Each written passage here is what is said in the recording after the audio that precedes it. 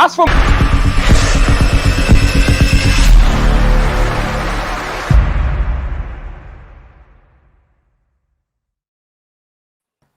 it's been a stressful 7 days, mate. How you doing, son? Thank you, Hammers, for giving me the ammunition to create that intro. Thank you, mate.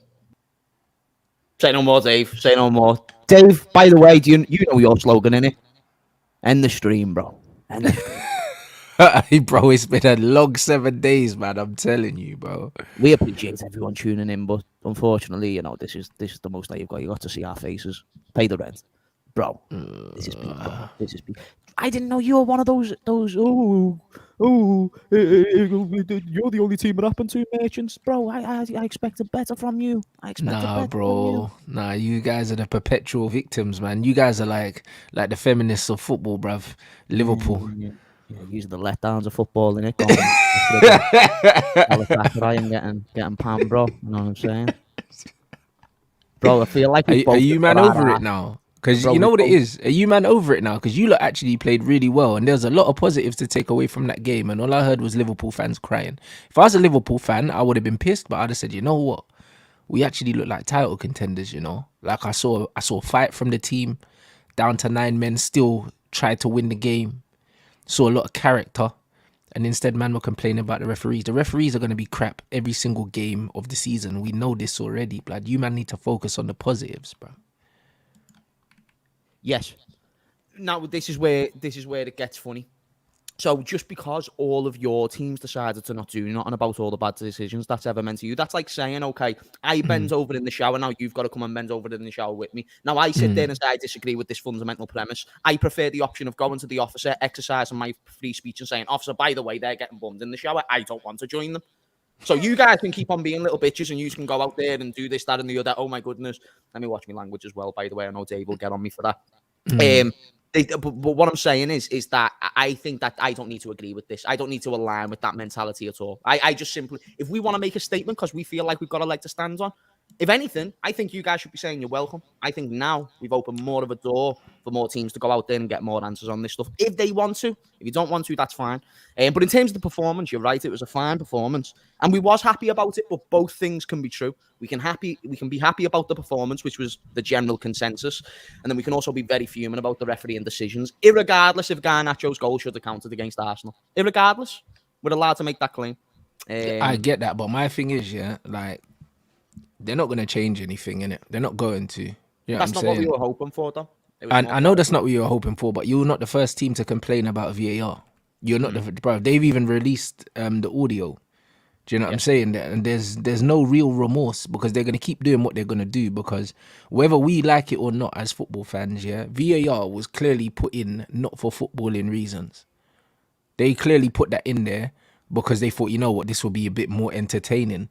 Like, that's why they did it. They didn't do it for the fans. They did it for themselves, innit? The same reason why loads of other things won't change. The same reason why they decided to add 20 minutes of added time after every single football match. No manager was asking for that.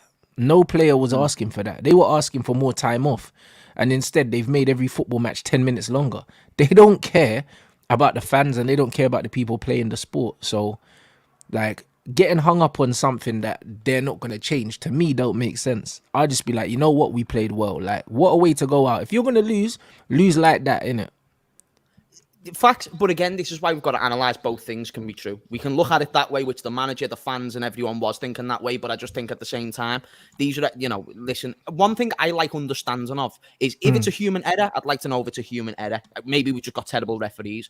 If it's a little bit fishy and maybe could even imply corruption, where there's money, there's corruption, and this is the richest league in the world, and I definitely wouldn't think it's out of the realms of possibility for corruptions to happen. Now, I don't think that that's a Liverpool thing. I don't think the Premier League for the last 10 years have been trying to make Liverpool lose everything. I think that is just a narrative thing. It could be anything.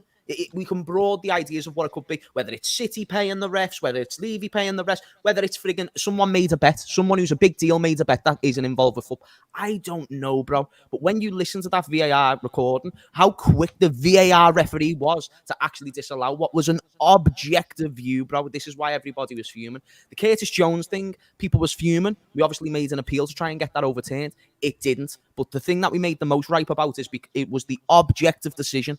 Because red cards and stuff, they're subjective. The objective decision was that was an onside goal, and it was cleared straight away. Nah, we're fine from that VAR official. And he was there going, whoa, whoa, whoa, whoa, whoa. He sounds like a kid with Tourette's. No, but what it sounded like, was he said we were fine, almost as if he assumed that the goal was given. But it wasn't. So it's almost like he wasn't watching the game and he didn't know what was going on, which is strange because he's got the videotape. You know, so I don't understand, innit? And also, from my understanding, the Lino gave offside as well, didn't he? Yeah. So if the Lino gave offside, he saw the Lino raised his flag. So why would he assume that the goal was given? That's the only thing I don't understand. But this is why it can't just be human error, bro. There's no way a guy can be that dumb. There's no way. Like, bro, I understand a guy can be that dumb. Those guys in that room was no better than Tony and Peter in the pub on a Tuesday drinking Fosters. They were no better. You're telling me that sounded different than an altercation in a pub? You're telling me that sounded any different? People were doing COD lobby friggin' videos on Twitter and stuff like that, bro. Come on. Come on. Like, if people are naive enough to believe that something doesn't happen, and I'm saying it's probably gone in favour of Liverpool at times, probably gone in favour of United at times and other teams and whatnot, and then it's probably gone against us as well. Why? And I agree with you. I don't know if this is what you was implying, and I don't want to put words in your mouth, but VAR, I think it's an additional tool where you can at least impact the narrative a little bit more. I don't think it's a thing where the players prior to the game are agreeing to an outcome of the game. No, but I do think, because football, you'll know this, Rants, football is finite. There's great footballers who never made it, but there's always that extra percent. There's always that extra bit of luck. That, many factors and variables. You'll see professional footballers who aren't much better than some guy who used to play Sunday League. The reason being is because that's how fine lines it is. So think about if you can get a man to influence decisions in games and how much of an impact that's actually going to make. You can be the best team in the Premier League, but you might not be the team who's going to beat everyone 4 or 5-0. Yeah, but come on, think about it. We're seeing right now that Barcelona are under investigation for spending upwards of 7 million on influencing referees, and you don't think that VAR was brought in for that reason? Like, let's be real. Like, people can talk about conspiracies and all that, but bro, VAR just gives the officials more leverage, more power, and more abilities to influence the outcome of games, bro. That's what it does. You know what I mean? Like, let's not pretend. It really does give them that. Just for the people watching, I'm going to ask you, because you know the answer to this, but for the people watching, why are they doing that? Because people are going, well, why would they do that to Liverpool, or why would they want to make the Premier League that way? Because of money. Because the outcome is important. Because that can be what is financially profitable. If it's a big talking point, then that's what I mean. And that's all it was. It was a big talking point and stuff like this. And I don't know the things behind the game. I don't know if it was corrupt, how it was corrupt. But there's definitely evidence to suggest that was more than human error from all of them at once. You're telling me there's 5 dudes who were incompetent enough. But guess the only dude that, you've listened to the audio, innit? Do you know the replay guy who was saying, oh, by the way, actually, I think, are you sure you're all right with that decision? Like, because it was on side the angle that we sent you. That was a trainee. So you're saying that he weren't in on it. And they were like, yo. And they were like, no, it's good. The only one who tried to actually back us was that dude, and then the actual officials just dismissed it straight away. The person on the pitch said it was offside. All the officials in the background said it was offside. So we've got a bit of a problem when a guy was there doing his work experience, letting these guys know, by the way, you've made it like an astronomical error here. And that's why, even because I've got 3 or 4 decisions in that game that I'm very questionable about, and it happened in the space of 60 minutes. So I'm sitting there thinking, how has this happened? So people can sit there and say you're being a victim, or people can sit there and say this, or the statement was pointless. I disagree. I think it's actually really good that we've listened to how stupid those referees are. I think it's very important, and I encourage. I don't know what the solution is, but I think if you get those more often, more answers more often, it at least limits the potential outcome of them being able to control that narrative even more. But here's the thing though, because before, referees used to do press conferences when there was bad decisions. They used to come out after the game and they used to get interviewed. They need to bring those back. Do you know what I'm saying? Like, if you're going to give the referees even more power to change games, because VAR does do that, then they need more responsibility. With power comes responsibility. These guys need to come out and they need to justify big decisions after the game, because then at least if they justify it, there's less talking points. But then again, on the flip side, look at Sky Sports, bro. Like, it's been 4 days and they'll still be talking about it now because it's content for them. The same way they've got shows right now, and they just focus on stats and all these other things. Like they like all these numbers and they like inconclusive things because it gives them stuff to make. It gives them stuff to talk about. It gives them a story in it. So Yep.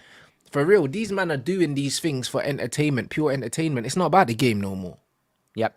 It's not about the game no more. It's Not about about the it. product. That's what it's about. It's not about the actual game. So It's like that in the UFC, isn't it? It's like that Yeah. in the UFC. You know, who will sell the most tickets? Like, yeah, for instance, Sean O'Malley. it's not about who's the best fighters. Exactly. Sean O'Malley's going to fight Marlon Vera. Marlon Chito Vera got battered in his last fight 50-45, lost every single round to Corey Sanhagen. He'll be fighting for the belt next because 3 years ago, he beat Sean O'Malley like by a leg kick. That was dodgy. Like, That's it. So they're creating a story, creating a rivalry when really they know it's a mismatch. Exactly, bro. It's just money. Like, It's, money's it's, not the, deserved. it's the story, innit? Yeah, storylines are important. That's why I'm confused, bro. And here's the thing, like, shout out to Lee as well. Lee's our guy. I was on a show with him, Saeed, LB, and all those the other day. And the naivety of them to suggest that there was no implication of possible corruption, not just in our game, but other games, because they were thinking loads. they were making straw man arguments, bro. They're arguing with people that don't exist, or they're arguing with Twitter profiles. They had the creme de la creme of Liverpool fans on their show, and yet they're arguing with people who don't exist.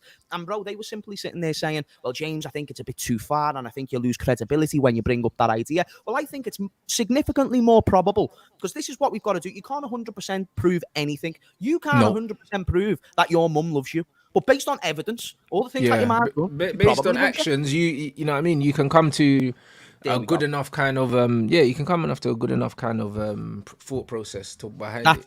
That's it, brother. That's it. So the point is, you can't 100% prove anything. And Lee was asking things of me that I never asked for. He was like, well, how are you going to get 100% of the decisions right? I don't expect the referees to get 100% of the decisions right. But I don't think with the additional tools that they've been given, such as VAR, which was supposed to remove human error, we should still be getting human error decisions. That's got to be shined a light upon. And the reason why these things are happening is because there's no accountability. Rance, I remember when I was younger, I went and grabbed a chocolate cake. I ate the chocolate cake, and my mum saw me eating a chocolate cake that I shouldn't have been eating. What does Mama Redmond do? She backhands me in my face. And by the way, I was not apologetic when my hunger sensors took over for me to eat that cake, but I was most certainly apologetic when my mum backhanded my face. It really hurt, and I said, by the way, Mum, I'm sorry. And guess what? I never went and ate a cake before tea again.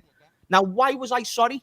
I was not sorry for what I did. I was sorry that I got caught. If you don't get 100%. caught, you're not going to be sorry. It is very simple premise. That's why these referees do need to be held accountable, because then at least they realise the scrutiny, they realise the pressure, and they realise the stakes of making stupid decisions. Because, bro, it's also about accuracy over efficiency. So these guys, they're just trying to get everything done quick. They're trying to adhere to the short attention spans of the modern day fan, and they're thinking, let's just get this over and done with, opposed to realising what was an objective decision in the end. So people can say I'm crying, but I heard all yous crying, saying, oh, by the way, we've had this happen to us and this happened to us. Okay, then, how about we stop getting bent over in those terms, pause, and let's actually make a stance against these referees and try and make them be more accountable. I think that's a very simple thing to ask for.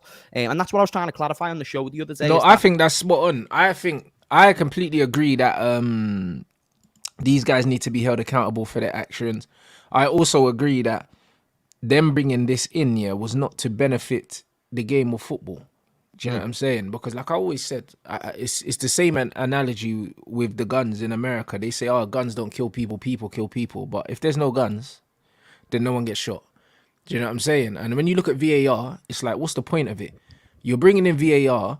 VAR was supposed to take away the human error and give us conclusive outcomes. It's not doing that.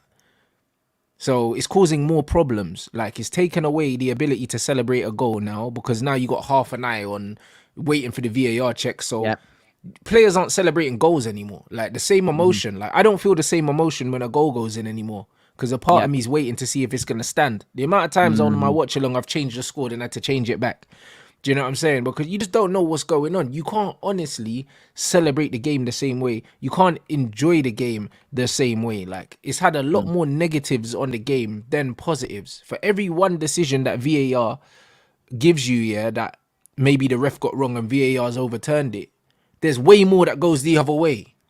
There's way more that goes the other way. And it's like, if there's still going to be human error, then what is the point of it? Like, it doesn't make no sense. We're better off just leaving it to the linesman and the referee, and then after the game, we can ask them what they saw, and the lino can say, you know what, it was really tight. The benefit of the doubt went to the striker, or the ref can say, you know what, from where I was, I couldn't see it, and that's why you've got 2 linesmen and a referee. If all 3 of them can't make the decision, then bro, who wants to sit around waiting, for some geezer in a caravan with a TV screen that might get it wrong anyway? That's it. It's like we're still getting problems, even though the time that we're waiting for this decision to come is supposed to be because it's going to bring accuracy, and that's not what it's doing, broski. That's the problem, and that's why I'm saying to people, like, it can be improved. That performance on the weekend was terrible. I'm sure you can think of a few performances for and against United where it was like, what was that refereeing performance? So that's why it's got to be addressed. We literally got a goal disallowed the other day, like that, and we don't know why. And it was one of them ones. Crazy. So. It's just crazy, one of them things. That's why I was trying to say to the panel on Saeed's show the other day, let's try and weigh this up based on logic and probability. Because again, you can't 100% prove anything. So probability is, or what's more likely, 5 dudes made a human error, 5 dudes, besides the one who was a trainee. And then, or option B, maybe there's a bit of corruption. I think it's much more likely that instead of that performance being conducted based on solely human error, I think it's much more likely that where there's money, there is corruption. Therefore, I think in the product, there can be things that are influenced for one team or the other. Don't think it just happens to Liverpool. I need to clarify. I think it happens in all aspects to get the viewership, to get the clicks, and to get the stories. It's not the transfer window no more. We need to work on stuff. You know what I mean? Like, that's all it is, bro, for me. And that's why I'm sitting there just hoping that it doesn't affect us in a negative way, that we can keep up the form and that we can keep up the momentum. I think it brought us closer as a fan base. It's kind of like that mentality that our fans do have at times. It's like us against the world type idea, and I think we work best when we're in that sort of but that's why your fans are getting cooked, because that's how I know Liverpool fans. It's literally, like I said, like perpetual victims. They've got that siege mentality all the time. It's like everyone hates us. Nah, but like, bro, do you know what I mean? Bro, you know what proven to me though? All neutrals are just as much victims, bro. The fact that everybody was like, oh, make it about me because I'm a bitch parade, that was hilarious. That was hilarious to me. It shows how rattled people was, and then it shows how illogical their arguments was, because, again, they was arguing with people who don't exist, or they were arguing with people on Twitter, one or the other. The club statements, everyone was like, oh, Liverpool want the referees sacked, Liverpool want this, Liverpool want that. Never wanted any of those things, just clarification and an investigation. Yeah, but bro, your managers asked for a replay, and I see, what's his name as well? What's his name that used to play? Yeah, and what's that? The manager that used to play? No, the defender that used to play for you. And what's his name? Is it something Was it Enrique or something? I didn't see. Are you sure Klopp said that? Are you guaranteed that Klopp said that? Bro, the Liverpool fan just said that Klopp said in the press conference. Yeah, he insinuated a replay. And what's his name? Is his name something Enrique or something? Luis Enrique, yeah, the defender, or Jose Enrique. He was like, I see him comment underneath the CBS thing saying, oh, we would have won the game needs to be played again. I was like, bruv, what? Jose Enrique, go on, Jose, come on, I was like, what are you talking about? The game needs to be played again, the whole game, because of a goal that got disallowed in the 30th minute. No, I disagree with that, and the club haven't asked for that, and by the way, I haven't saw Klopp ask for that, so I can't comment on it. However, Jose Enrique, that sounds like something he'd say. He's a top red. He's like a top red fan, and he's been like getting involved in like the Liverpool content creation scene. If you look at his page, I've been seeing this spread commenting on everything on Insta. I don't even follow him, but his name pops up at the top of everything. He's just outside, bro. You gotta make your money. Gotta make your shmoney. You know what I mean? You gotta make shmoney. Maximize the platform, man. Go ahead, Jose. Get those interactions, son. You know what I mean? If faceless people can do it on Twitter, why can't Jose? Know what I mean? But I hear it, but for me, it's like if Liverpool, if they done a thing where they were like, you know what, this is ridiculous. We don't like VAR. We know it happens to everyone. Let's try and mobilize all the clubs, and let's try and get something done about it. I hear it, but the whining like it's only you is what's killing me. It's just like, no, VAR does everyone. Like the other day, Johnny Evans scored a goal, completely fine goal, got disallowed. We didn't know why. Do you know what I mean? And then they it's some alleged offside. But then the next day, I see a goal exactly like that where a player's offside tried to play the ball and the goal's given. Yeah. And I was just like, what? And it's just like, bro, you man are changing the rules all the time. Like, it's crazy. Yeah, the way I think of it is that like every Premier League team is a bitch, and they didn't want to get slapped, or they didn't want to slap them back after they got slapped. We decided differently. We thought, you know what? Actually, we're gonna slap them back. We're gonna try and at least expose them because, bro, you know, like when someone does something bad or tries to discredit your name, and it weren't just like, see, I never heard Klopp say a replay, and I didn't even hear an insinuation of it. said- And therefore, the stance of the club was to get clarification. This is the quote here. This is the quote. Okay, it was a mistake. I think the outcome should be a replay. That probably won't happen. I don't. I'd have to see that. I'd have to see. Chat, is that factual? But the situation is so unprecedented.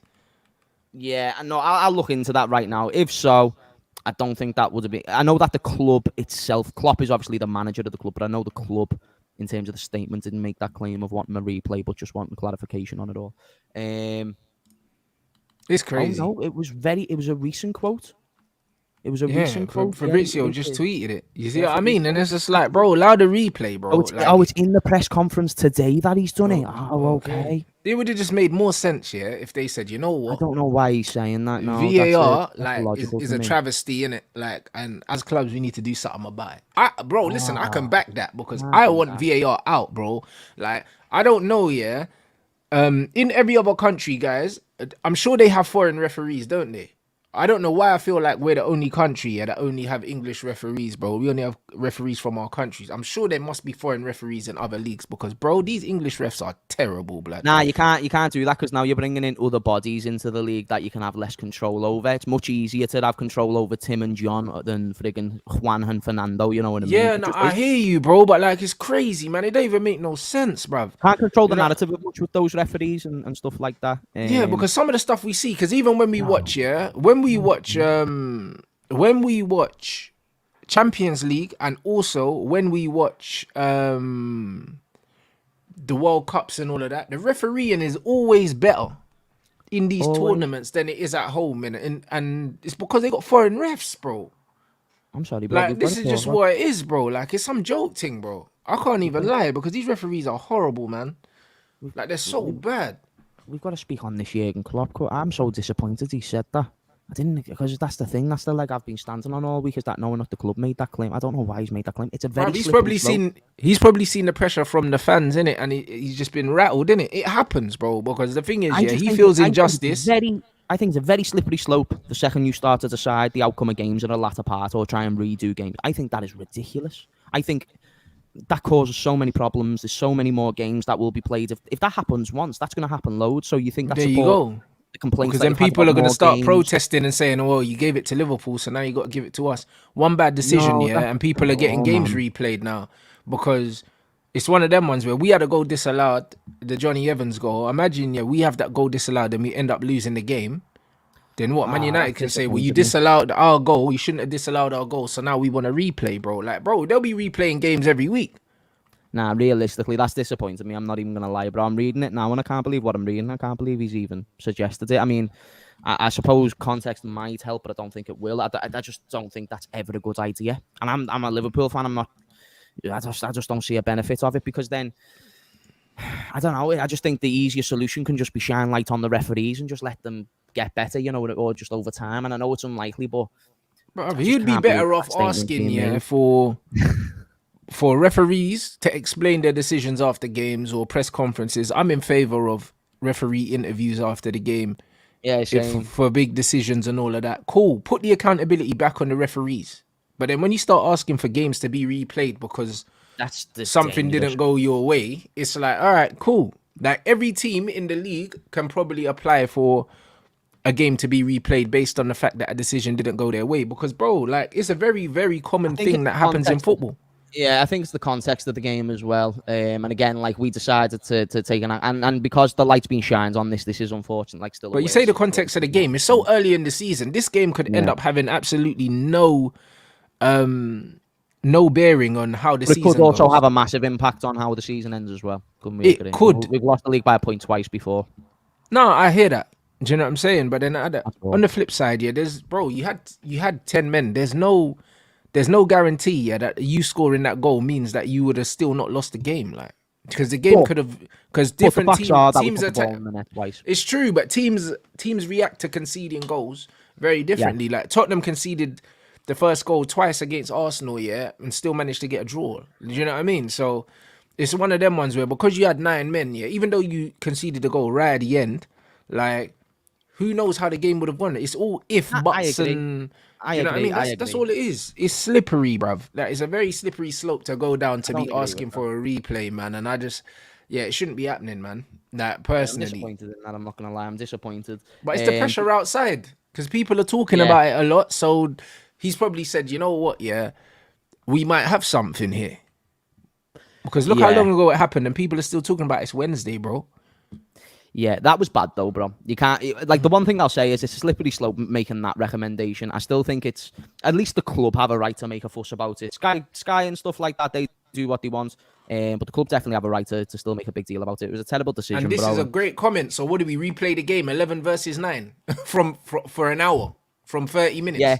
Listen, you know what I that's why I mean? don't think you should replay games. Nah, but why I don't think you should replay games. It's not a good idea at all. I don't get that. However, I do understand why we've took it forward as a club, but I don't agree with that one. I don't agree with that one. That'll be a video on my channel in a bit. I'm disappointed Yeah, now. It's that's like when your dad crazy. gets proper pissed, you know what I mean? And then you're thinking, come on, Dad. Oh, do you want to chill for this? Bro, he's embarrassing himself at this point because Nah, you're he right. Like, there's 2 red cards in the game. So what do they say? All right, say, cool, we're going to play a 60-minute game, yeah? Liverpool are 1-0 up, yeah? Now Spurs have an hour to break down like 9 men. They're going to thrash you if you start fresh. Do you know what I mean? And they know that they're playing against 9 men. They can prepare to play against 9 men, bro. They'll probably end up smashing you to bits. Like, do you know what I mean? It was I like, mean, if because you we were on can't the weekend, could be. Nah, but they didn't go into the game preparing to play against 9 men. Do you know what I mean? As Yeah, a manager, bro, if someone tells me, yo, I'm playing against a 9-man Liverpool, yeah, and I've got an hour to Joe overturn Matip one cooked goal, them, come on, mate. I'm setting up to play against 9 men and you're getting Joe cooked. Matip will cook them, bro. Joe Matip will cook them. Hey, bro. He's He might be cooking still them through rattled goal. from that own goal, bro. Do you know? He looked Bro, honestly, deflated, Matip mate. was so sick that game, though. Like, that was one of the best centre-back performances I've seen this season. He was quality. It was a shame Nah. that he actually got that conceded at the end, you know what I mean? Because he had, if you're going to be intellectually honest, he had a great game, so did Virgil. Based on performance, we can all agree that statement from Klopp was ridiculous. But based on the performance, I'm so proud of it, lad. Like, it gives me so much confidence that I can go into my next game and win that game. It gives me But confidence. that thing is that will get lost though. And me personally, if that's my team, yeah, I wouldn't want that to get lost. I wouldn't want the performance, Both yeah. things can be true, though, bro. Both Yeah, things but can the be thing is, no one's talking about the important thing, and the important thing is how you performed, yeah. Given what happened, there's not. I don't think there's any team in the league, yeah, stylistically with 9 men, yeah, that performs the way that you lot performed. Do you know what I'm saying? Like, so when I look at that, the fact that There's that's not positives. being spoken There's out. positives, yeah. Yeah, the Positives. fact that that's not being spoken about and everyone's talking about Yeah. Liverpool like they're victims, Yeah. it's like, yo, like focus on the important stuff because Yes. that confidence is the confidence that you take into the next game and the next game and the next game. And I would be worried that everyone's talking about the injustice instead of talking about the effort, the mentality, Yeah. the intensity you still played with, all those other things. There's so many positives to take. You could easily say, you know what, this was just a bad day at the office because you had 9 men, man. At the end of the day, like more often than not, you're gonna lose them games anyway. Like with 9, like there's no shame in losing with 9 men. You're not supposed to win with 9 men. So it's just like, cool guys, you know what I mean? It wasn't our day. You could say it wasn't your day just because you got 2 reds. How often are you gonna get 2 reds in a game? Like it very rarely happens. I don't remember the last time it's happened at my team. Like it's not a regular occurrence. Like you can look at this game and say, you know what? It was just a bad day at the office, throw it in the bin. Like we played really well. Do you know what I mean? And that's it. So it's just like, hopefully that don't get lost amongst your players because they can't go out in the next game feeling sorry for themselves and go and lose. They need to go and put in a performance and put that whole thing behind them, bruv, because there could be a hangover from all this nonsense. Rants, I might need to shoot in. Wait, there's my Wi-Fi back. Is my Wi-Fi better now? Nah, you're Can you here, see bro. me? Yeah, Am I yeah. good? Like, only Yeah. sometimes on my side, I don't even think it's to do with the Wi-Fi, but my screen just goes weird and like you'll start loading. Okay. Yeah, bro. No, but it's sweet now. But in terms of to conclude that, you know, that game. What's your next game? Brighton in the Prem. We've got a Europa League game tomorrow, like, but yeah, in the Premier League. That's it's what I Brighton. mean. And You then need to go and beat Brighton now, and that's at your big gaff, one. innit? It's a must win. It's a must win. If you want to sustain any possibility of a title charge or just stay in that conversation as long as possible, got to win that game. Got the derby after the international break as well. So we've got Brighton, then Everton. So that's not an easy 2 games for Liverpool because Everton will be up for it.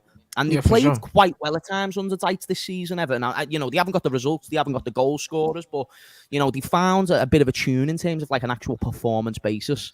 Better than last season, at least based on performance. So that won't, and that's never an easy game. Everton are shithouses when they play us, you know what I mean? Yeah, they are. Of course, man. That's their cup final, innit? Like, them man look forward to that every season, innit? That's the first game they look for. So, like, it's very normal, man. And it's away at Brighton as well. And you know what? Brighton are up and down, so you just never know. Even though, like, these guys literally win 2, lose 2, like, you don't know what Brighton's going to turn up as well. You can't go there, like, expecting to roll them over. I think we're going to cook them. I think you'll beat them, but if you go there expecting to turn them over, it depends on the attitude of the players. Because I don't know, I just feel like it could have the opposite effect, man. Like all the aftermath of all this stuff. You're right, it can go the opposite way. But if I'm going to make a prediction on how it's going to affect our mentality, I think it'll make us hungry, bro. Hungry. I just feel like we've got that says about us this season because think about it. We went from Henderson to Szoboszlai. We went from someone who's achieved everything in his career and more to someone who's not even achieved a footnote for what his ability is. It's definitely a hungrier squad in terms of players that are on their way to achieving. 2 finished midfielders to 2, like 1 World Cup winner, one of the best prospects in Europe in a midfield position. Like that's the difference of how a team can change just with a couple of signings. And you see the way the defense is performing, the system's much better. Núñez has came into his own a bit more this season based on output, based on chance creation. So that's what you want to see. And Salah, like, he's really complimenting our team massively right now. Like the way he's creating for our team at the moment, got to give it to him. And he might not be the best passer in the world, but he's being efficient right now, which is all I want to see. I just want to see efficiency, good decision making, and just see where it takes you. But I do think that I do think we'll win our next couple of games. I think we'll find our form again. And I don't think there was anything from that Tottenham game for the players. But I think the players also know, like, there's been a game in your career when you were playing Sunday League, but when you were in academies and stuff like that. Like, there'll be games in your career where you thought, we should have got that. You know what I mean? Like, there's loads. You didn't lose confidence after the game because you knew you should have got it. You knew your performance was banging. No, and also when you play crap and you win a game, you know that you got away with one. It's the same. Yeah, exactly. And that's why I think our players are going to think we pammed them with 9 men, not pammed, but we held our own with 9 men. Imagine what we can do with 2 extra bodies on the pitch and a bit more of a composed performance against a less quality team, bro. We're gonna beat that Jose Mourinho wannabe merchant. You know what I'm saying? Friggin' De Zerbi. Come on. Right. By the way, might be one of the more overrated managers in recent time. Just by the way. Yeah, bro. He's pure aesthetics. De Zerbi, innit? That's what he is. It's pure aesthetics, man. But aesthetics. He's a quote merchant, bro. He's a quote merchant. He likes to have the one-liners. You know what I'm saying? And I just don't get it. I don't understand. You know what it is, yeah? Like, I like the way he plays football, but there's a comment about Caicedo. It's weird. I like the way he plays, but there's not really much substance to it. But saying that, like, I'd be very, very keen to see the brand of football he could play with some actually like really good players. Like, I would love to see him at a club with some top level players, just to see. Do you know what I'm saying? I would absolutely love that.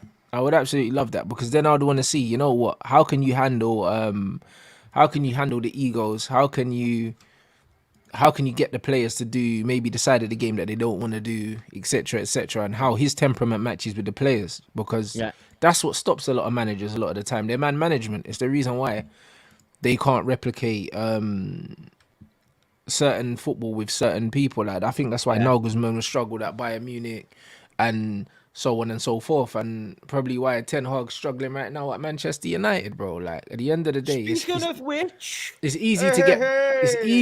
very easy to get players that, like you said, new players that haven't won nothing in the game, and do you know what I mean, to do exactly what you want, rather than players that have. That's the reason that only a Jose Mourinho could get Samuel Eto'o to play as a left back. Like, not every manager could ask Samuel Eto'o to do that. Do you know what I'm saying? Yeah. Like, players have to have a certain level of respect for you in order to do certain things. When Graham Potter's asking Raheem Sterling to play wing back, that was never gonna work. Like, it's never gonna work. Like, what have you done? Like, that's the society we live in right now. So I don't know. It'd be interesting to see what De Zerbi does. And yeah, big up the chat as well. Smash up the like button. 1.3 in here. And yes, Hoijlund is a bad man still, bro. He is the only positive from last night, bro. Nah, he was the guy. He was the guy. He even got the close offside goal as well. So fair play to him for putting the ball in the net. Yeah, he took that well. Nah, do you know what? Actually, let's start on a positive note. He was good, and I think he's someone that you can look forward to. The way he holds up the ball is his main attribute, in my opinion. He's so good at that. So good. And you know, over time, his game's only going to grow. He's only a young player, and I think the talent identification on him specifically might prove to be a positive one, at least for what you are. You might never prove to be a league-winning striker. Only time will tell. But in terms of what you are right now, he's certainly the best that you've got in that position by far. Not that it's hard, but I just think he's quality. He gives us something different, innit? He gives us something different. The thing is with Hoijlund, it's like I didn't think that it was like crazy talent identification. As soon as I saw him, I only needed to see clips of him to know straight away he's got all the attributes. Yeah. He's got the attributes, man. Like, he's tall, he's quick. He's got a decent enough touch for a guy his size anyway. Do you know what I mean? Because they say our big strikers, they don't have the best touch. He looks semi-clumsy at times, but he's got a bit of finesse about him. Like, do you know what I'm saying? And, like, you saw it. Like, even for the goal he scored that was offside, the way he sat the defender down, he's got a little bit of finesse about him. He's not just a brute, innit? Whereas Lukaku's just a brute. He's direct. You can polish that a little bit more over time with decision 100%. You can, 100%. Like, he'll get more composed. And you saw like the finish for the second goal as well, man. Like he sprinted half the length of the pitch and still had the composure to lift it over the goalkeeper. You cannot teach that. Well, no. Good Champions League record as well. It's decent, and he's got a good international record as well. Like so, you can't teach like the basic qualities that he has. You can't teach those. Do you know what I mean? Then there's other things that can be ironed out a little bit better. Do you know what I mean? I still think that he can as well. I still think he can do the Salah role, man, and play out wide. I think he can. I see a lot of qualities in the way he carried the ball as well for the last goal. He could definitely play down the outside, man, and he's smart enough to do that, man, and score goals from out there as well. I think that we don't have to just play him down the middle because he's got the mobility and he's got the pace. So it's just man. It's interesting. My man literally just said, F Anthony, F Sancho, F Police 3, F friggin' and Garnacho. Let's go with Hoijlund at right wing. Wait, do you mean right wing or left wing? Oh, on the right, of course. On the right, cutting in, bro, 100%. What? Who's the competition? Anthony, come on, that's not really competition, bro. Do you know what I mean? He scored 2 goals in one game, bro. Like, do you know what I mean? I think Anthony scored like 3 goals all season, last season. So. Yeah. You know, like that. Like, it is what it is, man. Hoijlund is serious, man. Hoijlund is a proper serious, he's a serious attacker, man. Like, he needs to be taken seriously. Did you see the Turkish fans taking over Old Trafford at the end of the game? I knew that would happen, though. I said it before the game. There's a lot of Turkish people in England, you know. I said them guys are going to come, like, squadded up, bro. I knew they were going to come, like, on madness.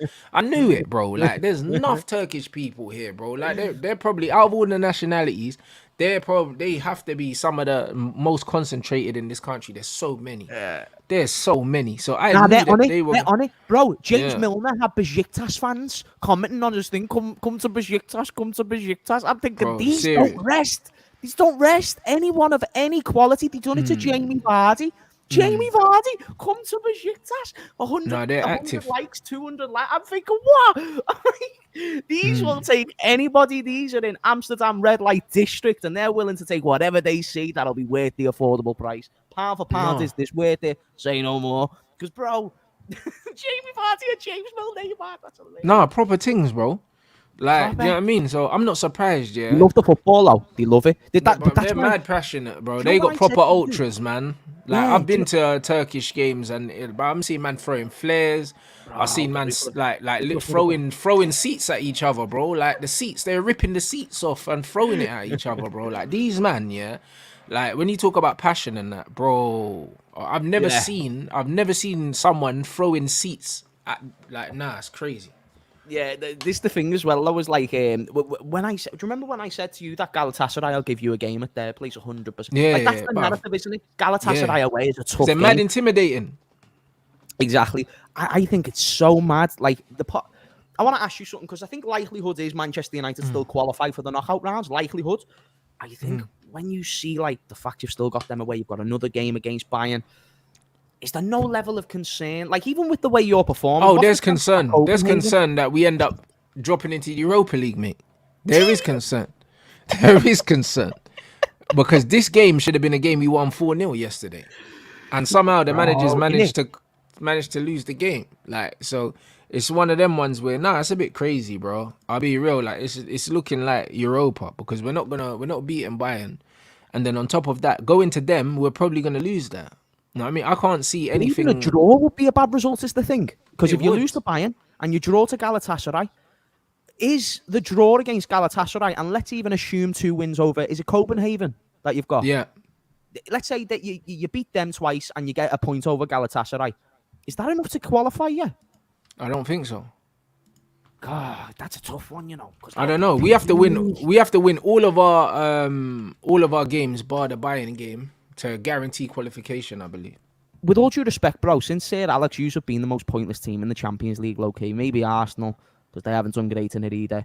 No, but to be fair, most English teams, have not been great in the Champions League anyway. Like my whole life, even when Sir Alex Ferguson was there, we weren't great in the Champions League. Like his Champions League record's rubbish, if we're being honest. But no one talks about it. But do you know what I'm saying? No further than the quarterfinals in the last 10 years, for instance. You know what I mean? Like no further, and it's different now as well because you're getting more players like across the world. You got Champions League winning Varane, Champions League winning Casemiro, and it seems to be worse. And it's obviously not because of those players; it's because of the system, and it's because of the players around them, etc. But like, I honestly, I held this stance last season. I was like, you're wasting your own time and you're wasting everybody else's being in that competition besides the teams that you're donating points to. And that's exactly what you did to Galatasaray. You said it yourself, bro, should score 4 goals. But instead, they went ahead. Zaha got the best of the defender. It was Dalot that he got the best of. Dalot needs to head the ball, and it's like, you don't want to get kicked in the face, bro. It's like, bro, you're a defender for Man United. Wrong place. You've got Amrabat being in the wrong place. You've got friggin' Onana not being able to save chips and stuff like that. Like, bro, Onana. It was a catalogue of just errors and mediocrity, man. Do you know what I'm saying? And when I look at the team that we put out, that team that we put out was more than good enough. Was more than good enough to get the job done comfortably as well. Not even get the job done like scraping. Like that team should have been a team that just absolutely just ripped them to bits, mate. Like, and let's not forget they missed a penalty and still beat us. You know, like that. So we could have lost 4. Carty missed the pen as well. Yeah, we could have lost 4. He was like, could have been 4, bro. And we're making a habit of conceding multiple goals a game, bro. Multiple. That's like, right. We're scoring 3 goals. Defense to all over the place, but you have got injuries, I suppose. Yeah, but it's not the injuries, bro. It's the manager decided to change the formation. Yeah, clearly the players ain't happy with it, and this is exactly what's going on. Like the whole thing's killing me right now, bro. When I'm watching it, man. When I'm watching it, it's embarrassing. It's actually embarrassing. 10 Lasso, bro. That's him, bro. 10 Lasso, bro. He's embarrassing, brother. I'll be real. Like, you lot, and I swear, bear you, man, have been sending me the, what's it called? The tweet from, what's his name? That Mike Bray, yeah. Apparently, he got a list of all Ten Hag's failures, blood. I need to find this tweet, because, fam, yeah, hold on. Let me find this tweet, bruv, so I can read it out. Because, bruv, I haven't read it. I didn't even read it, Like, I said, you know what? I'm not even going to read it, bro. Man's going to save it, yeah. Man is going to save it, for this show. Because I thought, you know what? Let me not surprise myself. Let me not surprise me. Nah, bro, like, man need to see this, bro. Man need to see this, bro. So you lot need to see this. We're going to put this on the screen, yeah. All right, so... bruv, imagine... Pay your rent, chat. Pay your rent, smash the lights. Okay, so what have we got here? What have we got here? Okay, records broken so far. Can everyone see? I can see. All right, records broken so far. Galatasaray hadn't won a single game on English soil in 117 years until this manager. United have never lost the opening 2 Champions League games until him. United have never conceded 7 goals in the opening 2 games until him. United have not ever conceded 3+ goals in back-to-back Champions League games until him.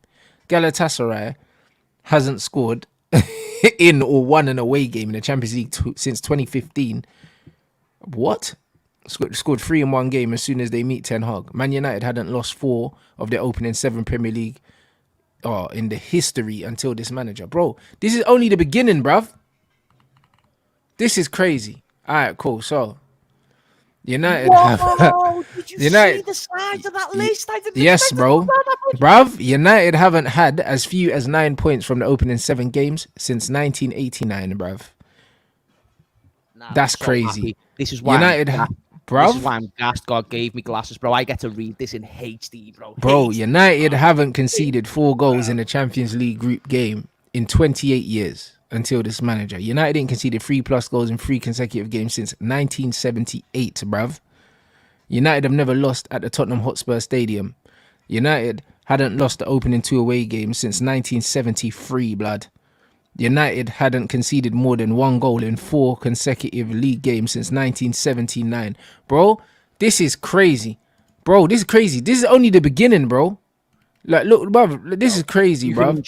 You can inject every one of those sentences into my veins the same way Logan Paul injects steroids, bro. Are you mad? Bro, never conceded 2 goals in the opening 4 minutes of a Premier League game. United had never conceded 23 shots in 1 game at Old Trafford in Premier League history.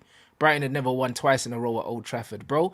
And this is only the beginning, fam. That's only the beginning. And I know there's more records, bruv. I know that there's more records. That's crazy. A man is saying give him time, bro. Like, bro, I saw a stat, yeah? Bruv, where's the stat? It was like, since the 7-0 against Liverpool, we've lost like nearly 50% of our games, blood. Like, that's crazy. Traumatized you, man, like that? Nah, bro. Nah, bro. It's a crazy stat, bro. That's wild. It's a crazy stat, bro. We You lot will have traumatized it. your team. You We man will actually have it. traumatized. One of you man in the chat, bro, since we lost that 7-0, fam. Hella Bro, L's, bro. Your trajectory was League Cup, Liverpool, Pamir, and then next thing you know, you're traumatized for life. I'm so happy we've disrupted Bro, your it's momentum. crazy. Bro, they But lost also, though- 11. Bro, 11 in 28 since the 7-0. I think we're realising in hindsight how overgassed the Ajax thing was as well. By the way, I think people do forget that he did bottle it against Tottenham. Of Just course. saying. Just saying. You know what I mean? Like, he's not necessarily proven. Bro, I don't think it won semi-finals with it. He's not proven, bro. But this is why I'm saying bro, he's getting protection of a manager that's but actually respect done to you, something in the dead quick game. Before you go, Rance, dead quick before you go, respect to you, though, because do you know what? Even through all the crap managers you've had, you actually still backed him, you know. Nah, you actually Yeah, did. You bro, I had actually to. I had to, you bro. did. So fans can't say that you're even being hateful, because they said that with Ollie, innit? When you Yeah, used to say bro, about Ollie, I like, have to hate Ollie. give everyone, like, I'm like that in life. I have to give, people need to give me a reason not to trust them, innit? Like, Yeah. I always just give everyone a clean slate, bro. He's given Ten me Hag plenty sending of you letters reasons. every week now. Bro, Statements like that. he sent me plenty. He's showed me plenty of times that I shouldn't trust this guy. I shouldn't trust him, bro. Do you know what I mean? Like, when we Yeah. got slapped 7-0 and he picked the same team the next week, I was thinking, oh, wait. And then he wants to talk about standards at Man United. Hey, bro, this guy's a fraud. Like, literally, what he says and what he does are so far away from each other that how can you take this guy seriously, bro? You know, like that. It's mad. 11 from 28, bro. Losses.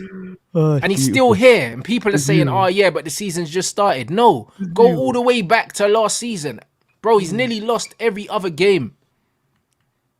I think you were on something with Ralph Ragnick, you know. If you could have kept him as the director or the whatever role he would have ended up taking up, I think he's been on to a little bit of a winner in terms of We would have. structure We of the probably would have got football. Soboslai as well, blood, because I know he'd have been one of them players that he would have gone and got, bro. Like, I'm telling you, we fumbled the bag with Ralph, bro. And I said it. As soon as Ralph left, I said, yo, Ralph was what we needed, you know. He was the one There's that a good came chance in. he signs Szoboszlai for Leipzig. Good chance. Good chance. He did, I believe. He signed. Bro, half of your Liverpool players that Klopp signed, Ralph signed before. Keita, The Firminos and all of Mane. them, man. They're all Ralph's players, bro. Do you know what I mean? So when you look at it, like, even when Ralph came in, Klopp was like, yeah, they got a 30 guy there. And United fumbled the bag. You know, like that. So this is what Man United do, bro. Do you know what I mean? This is what Man United do. They fumble the bag. Like, Ralph was the guy that came in and said what all the fans knew that we needed. Open heart surgery. We need a complete revamp of the team. Nope. Instead, let Ten Hag come in and bring his cronies, bro. And now we got this goalkeeper we're not going to be able to get rid of now. You know what I'm saying? Now, this 50 million. Oh, my word. This goalkeeper, bro, he's going to give me heart problems, bro. I'll be real. He might be one of the worst goalkeepers I've ever seen, play for Man United, bro. And I gave him time, you know. I said, you know what? blame the defense and all that. Yeah, you can blame the defense, but bro, as a goalkeeper, yeah, like it's your job to also give confidence to the defense. Also, it's your job to do that. Like when Liverpool are looking back and they see Alisson in goal, them man are calm, bro. When you see a Nana in goal, it's like, bro, if you pass him the ball on the floor, you're confident. doesn't But look bro, like when a it comes to goalkeeper. actually saving, he doesn't look like a goal. He don't move like a goalkeeper. He don't move like a goalkeeper, and he's not agile. Like he's actually not agile. He almost looks too heavy. It's like he can't dive. He can't I can't dive, believe bro. it, bro. Nah, I actually cannot believe it. Like, I can't believe the circumstances of your team. I just don't understand. Like, because Onana do fine in midfield. I reckon he do fine. Just, but when he dives, like, Bruv, small the arms, guy he doesn't looks, use he small just looks arms. too heavy, bruv. Do you know what I mean? He just looks too heavy. He don't look agile. He don't look athletic. He doesn't. Like, he just Where's looks like a Onana lump. from? I don't know, bro. Is it Cameroon or something? I'm not sure. Jeez, the Cameroonian Jordan Pickford. Then is this what? I But don't- except without the shot stopping. Yeah, I'm not sure, bro. Because bro, Yeah, it's it is the thing with Cameroon. it. Oh, do you Yeah, think that's bro. true? What Giga said in the chat there, like that he could just be like he's not fit or something? Because he don't look it, bro. He don't look like an athlete. He don't look like an athlete, bro. He's just a lump. You know, like Yeah, that. And he can yeah, just that's play, it. bro. He can't move, bro. Like, he's not agile at all, bro. You know what I mean? When I saw him running up here for the corner at the end, I was like, bro, you gonna make it back? Oh, Nana is fat. I don't care. bro, it's like that, bro. He's not making it back, bro. You built like an uncle, bro. He is. Comment killed me. He's not making it back, bro. Oh, He's not Nana, 6'5". I've got the pound. He's not Oh, 6'5". Nana. He's 6 foot. Like, he must be just 6 foot, bro. Maybe his high top gives him an extra couple. But that bro's like 6 saying- foot, bro. He can't be 6'5". He's not. He looks short for a goalie, bro. Are you saying that Man United are doing a WWE thing where they're like trying to make them look like 6'5" on 100%. camera when they're actually about 100%. 5'11"? 100%. You know like that. He's not the guy, bro. He's not the guy, bro. He's a Bro, if he fraud. could perform just as well as he could talk, oh my goodness, what a player you should have. What a player you would have. Bruv, you know what? He's got the right mentality and all that, but bro, mentality, yeah, only wins games, yeah. If you got everything else to back it up, bro. You know like that. And he ain't got everything else. They say he's 6'2", but I don't even believe that. You know like that. That's probably with the high top, bro. When they measure his height, yeah, they need to measure from the top of his scalp, not the high top, bro. Because the high top adds an extra like 3 inches, bro. You know, like that. So, like, I don't believe that he's 6'2". I know that we have the age conversation. I remember it with Mane all the time, that he's actually older than what he portrays. Have we got a similar case here with Onana? I don't even know, Is bro. he I don't actually even 50? know, bro, because, bruv, I don't know, man. He moves like he's 50. Because he's performing like he's 50. He moves like he's 50 years old, bro. He really does. Yeah, nah. I'm gassed. This is the one thing. I can go through the most shameless week getting friggin' people like Expressions talking to me about their team being good at footy. Come on. Like, bro, like, you guys always know to make me feel better every single time. This is why we need Manchester United in the game. You know what I mean? Like, Everton, they can get relegated. I don't want you getting relegated. I want you to keep losing in this league. I want you to have 30 years of mediocrity.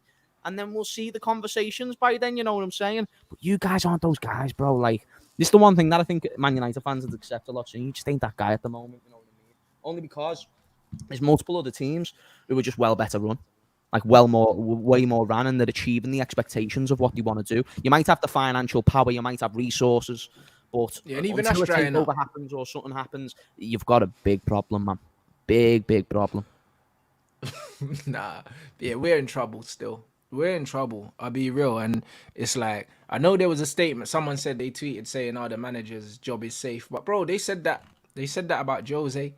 They said that about Van Gaal, and then he got sacked in the tunnel, bro. He found out in the lift after we won the FA Cup that he was getting sacked. So the Can they club do it again coming with a manager who's won them a trophy? Of course, they sacked him literally during the celebrations before. No, so I agree. But United have previous. Yeah. They can do it again. They can do it again, absolutely. They can do it again, but I think the likelihood, because Louis van Gaal was the second manager after Sir Alex. Yeah, but Louis van Gaal is the only manager, Yeah. that left, and the players didn't want him to go. Like, No, I you know what understand. I'm saying? The players wanted Moyes out. The players wanted Jose out. Hindsight's and 2020, and the innit? players Obviously, wanted Oli out. Do you know what I'm saying? But it was Yeah. one of them ones where the players didn't want Van Gaal out. Like, he didn't even think he was going to get hindsight's sacked. 2020, innit? Like, the club Yeah. now, they've gone with the approach of, Louis van Gaal didn't meet the standards that we wanted, even though we had the players happy, even though we won an FA Cup. We've just been winning Premier League after Premier League with Sir Alex. He's going. It's not enough. But to be fair, Van Gaal only got sacked because Jose became available and City just got just got I thought he was good. So, yeah. I thought he was good. I think he's been your best manager since it's either him or Jose, because Jose did get a Europa. We've had the best record against the top 6 under Louis van Gaal, bro. The best. Yeah. Do you know what I'm saying? And that was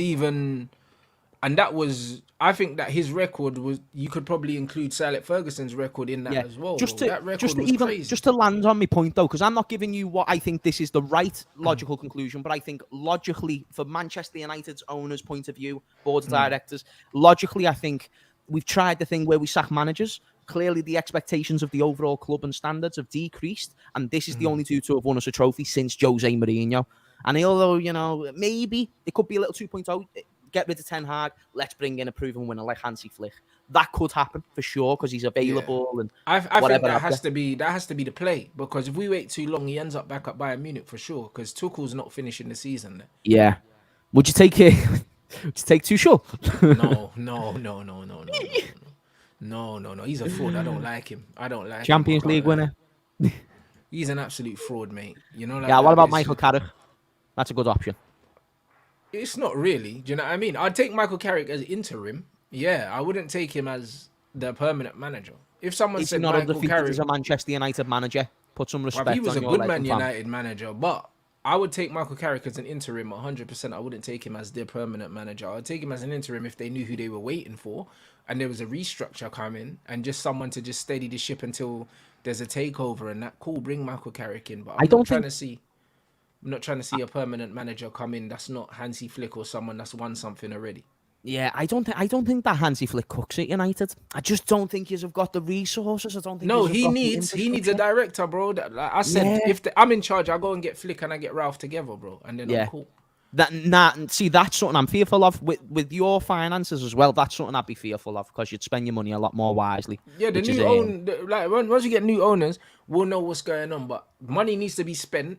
Not on players necessarily, but on the infrastructure of the club. That's where the club is lacking the most. The infrastructure is not there for a lot of managers to be successful, let alone a manager like Ten Hag that's relied on the infrastructure of Ajax to be successful.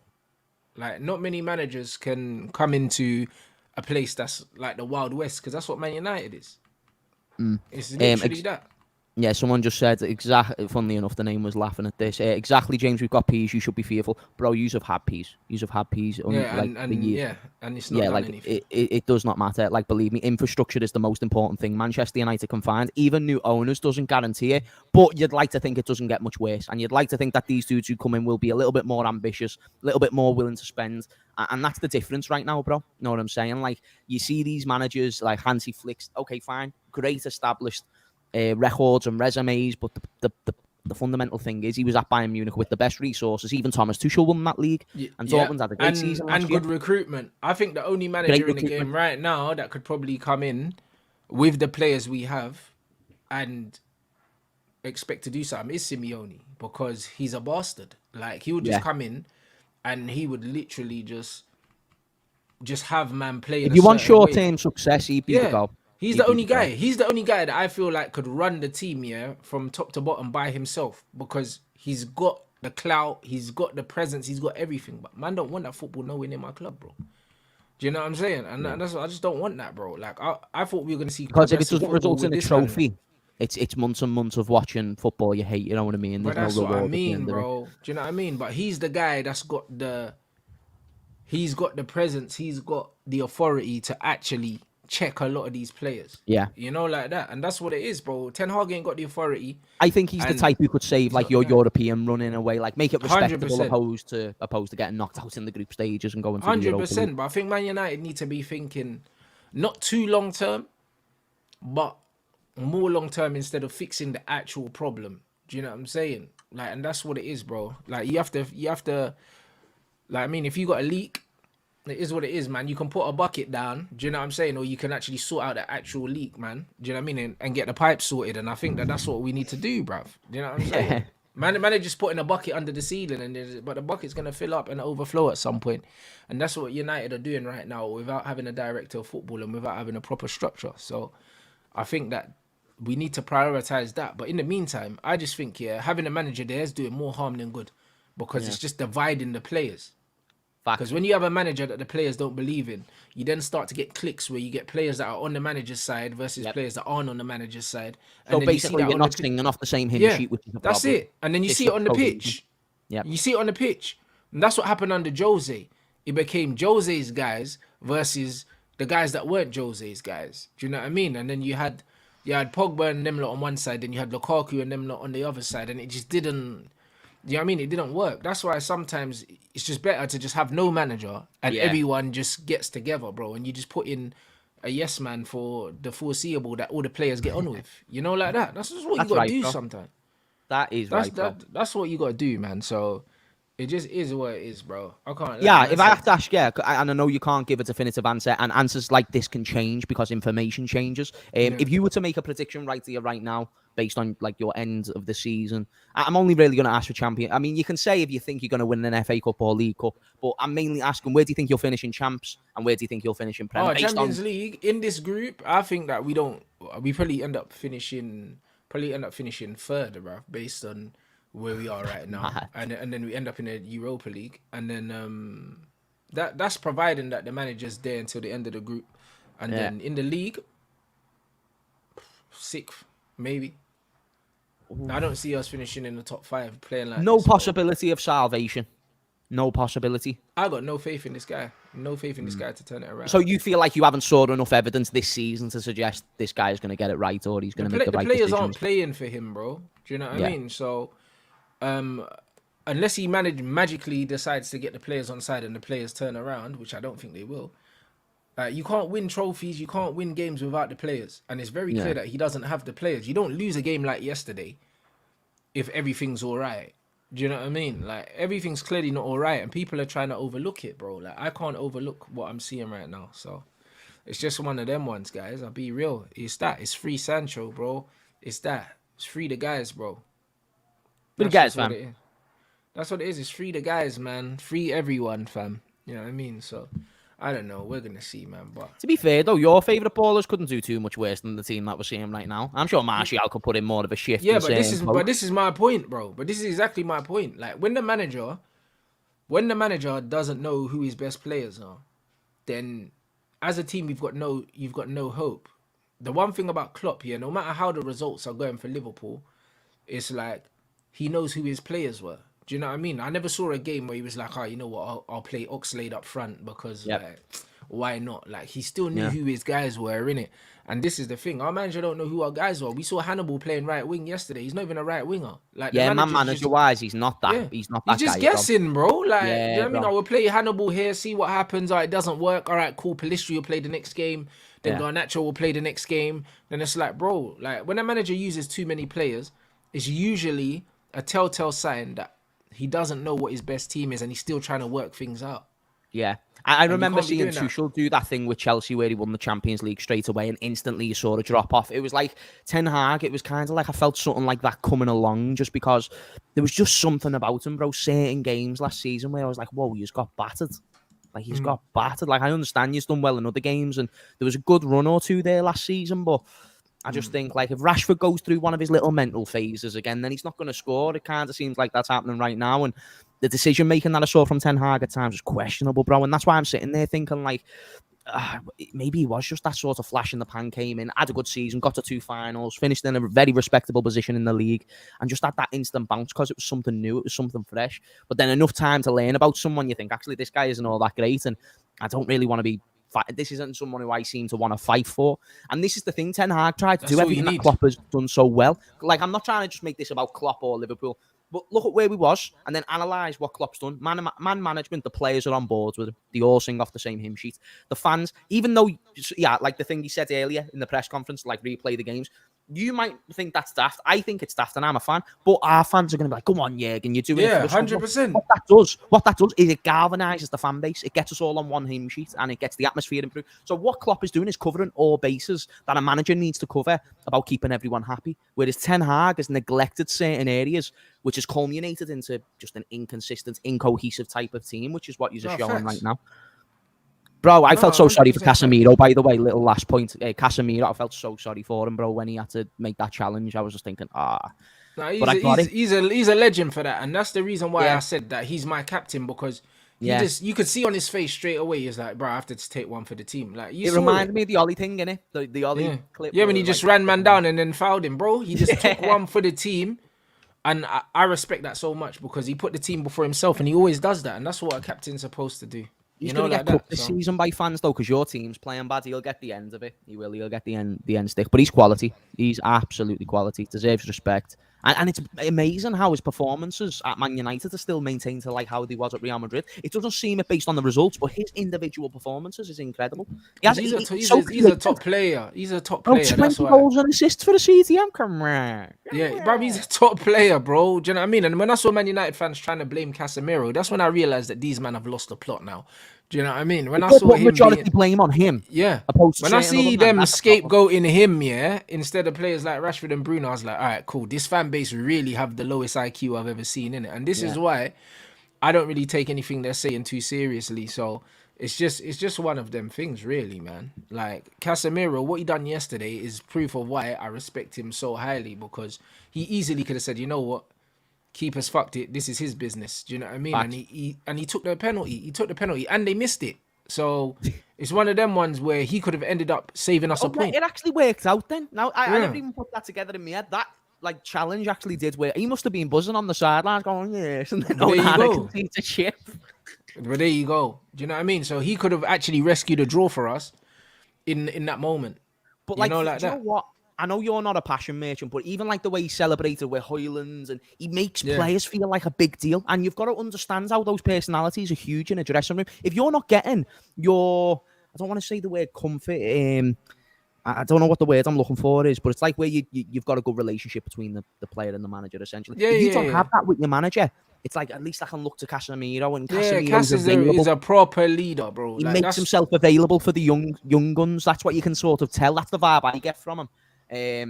Amazing, man. Honestly, amazing quality player.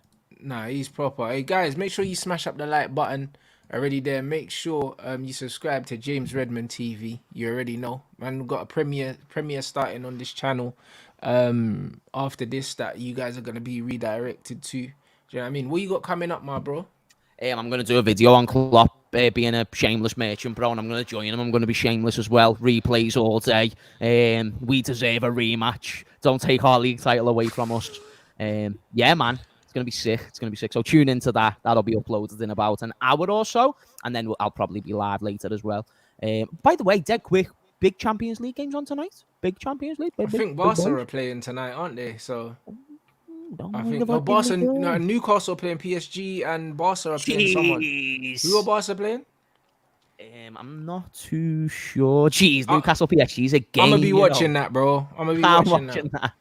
I'm saying I'm gonna be watching that, bro. I see Kieran Trippier say that his son wants to walk out with Mbappe, blood, and he said nah. Bruv, he said he told his youth if he walks out with Mbappe, then bro, he's walking home, blood. So you know, like that. Nah, I hear that. So man's gonna watch the Newcastle game probably. You know what I'm saying? So wait, is that actually confirmed? Wait, so his kid's actually gonna walk out with Mbappe, or was that just like a little thing? Nah, he wants to, innit? Because their kids are mascots, innit? So they walk out with the other team, innit? So nah, bro. That's crazy. Hey, bro, yeah, man. Imagine it, bruv. Imagine his kid walks out with Mbappe, then Mbappe cooks him as well, bro. Nah, that's crazy. Like, his kids will probably celebrate. He'll be like, I walked out with him. Nah, that's not my son, bro. If that happens to me, I can't lie, bro. But I ain't getting nothing for Christmas, fam. So I don't know. I'm definitely watching that. You know what I mean? So yeah, I'll probably be doing a watch along, guys. You know what I'm saying? That is box office right there, that's fam. it. If Newcastle win that's something interesting in terms of atmosphere. That's it. So make sure you guys subscribe to James. You already know what it is. Look out for the content, people. And yeah, man, I'll definitely be back later, people.